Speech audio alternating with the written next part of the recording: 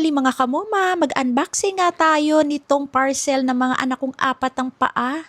Alam nyo ba, ilang weeks na nga itong dumating dito sa akin kaso hindi ko pa siya magawang mag-unboxing. Dahil sa dinami-dami nga ng aking transaction mga kamoma, kaya super late talaga ang pag-unboxing ni Moma.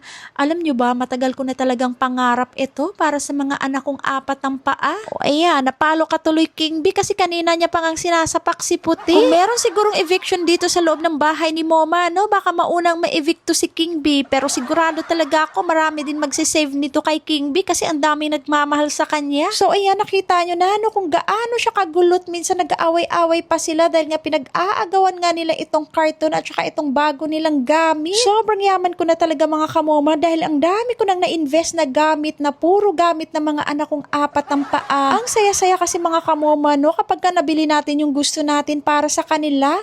At syempre, hindi din pahuhuli si Mami Bada, ang queen sa loob ng bahay ni Moma. So yan, napakatapang na babaeng pusa yan. Ang gusto ko lang sana mangyari mga kamoma, ipapalitan ko nga yung kanilang cat box. Pero ang ending, nauwi na naman sa general cleaning mga kamoma. Dahil bago nga ang kanilang cat litter box mga kamoma, so dapat lang talaga na magiging mabango at malinis dito sa area na ito bago ko ilapag nga yung kanilang gamit dito. And siguro meron akong tatanggalin dito no, kay para medyo malapad yung area and malagay ko dito ng tama yung kanilang cat litter box mga kamoma. So ayan, magwawalis-walis lang naman sana ako pero wala na, winash out ko na nga dito lahat. And kung napapansin nyo, wala na yung table na nakaharang dyan mga kamoma, pinatanggal ko na para nga mas malawak yung kanilang space. So ayan na, dalawang cat litter box na yung nandito sa loob ng kwarto nila kasi nga meron din kasi dun sa labas, tapos sa every cage meron nga talagang cat litter box mga kamoma. O ganyan, bininyagan na nga kaagad ni Maki, tapos binabantayan nga siya ni King B mga kamoma.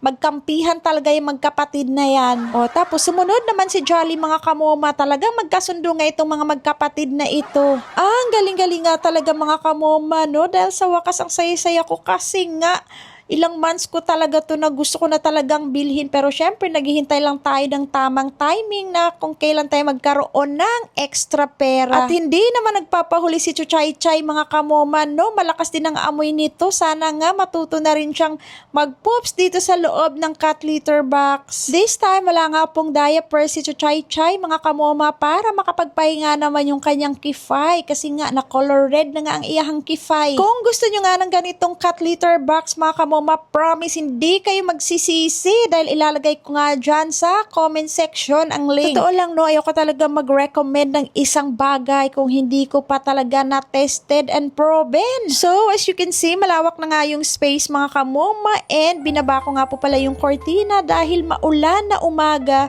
dito sa lugar nila Moma. So that's all for today's video.